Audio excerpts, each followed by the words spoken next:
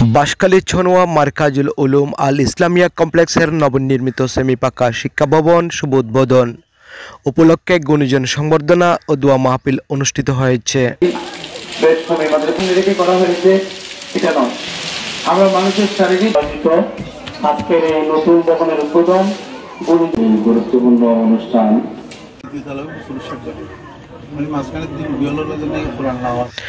বাঁশখালী প্রতিনিধি মুনতাহেরুল হক আমিনের প্রতিবেদনে দেখুন বিস্তারিত। সাথে রয়েছে আমি আনিচুর রহমান। চট্টগ্রামের বাঁশখালী উপজেলাধীন চনোয়া ইউনিয়ন আমির হামজার টেক সংলগ্ন চনোয়া মারকাজুল উলুম আল ইসলামিয়া কমপ্লেক্সের নবনির্মিত সেমি পাকা শিক্ষা ভবন শুভ উদ্বোধন উপলক্ষে গুণীজন সংবর্ধনা দোয়া মাহফিল 28শে ফেব্রুয়ারি মাদ্রাসা সংলগ্ন মাঠে অনুষ্ঠিত হয়েছে। চনোয়া মারকাজুল উলুম আল ইসলামিয়া কমপ্লেক্সের প্রতিষ্ঠাতা পরিচালক মাওলানা মুফতি হাবিবুল্লাহ মিসবাহ সাহেবের সঞ্চালনায় অনুষ্ঠানের কার্যক্রম শুরু হয়।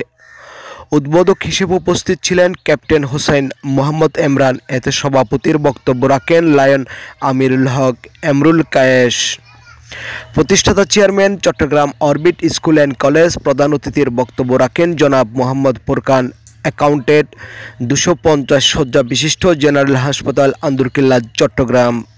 প্রধান মেহমান হিসেবে বক্তব্য রাখেন জনাব মোহাম্মদ ফুরকান সাহেব, বাংলাদেশ নৌবাহিনী। আরও উপস্থিত ছিলেন মাওলানা কলিমুল্লাহ, সদরে মুহতামিম অত্র মাদ্রাসা, মাওলানা মোশাররফ হোসেন, অধ্যক্ষ পৈচুরি ইসলামিয়া কামিল মাদ্রাসা, মাওলানা ইসমাইল সাহেব, অধ্যক্ষ শেখের কিল দারুসালাম মাদ্রাসা, মাওলানা আবুল কালাম সাহেব, শিক্ষা সচিব চনোয়া আনোয়ারুল উলুম মাদ্রাসা।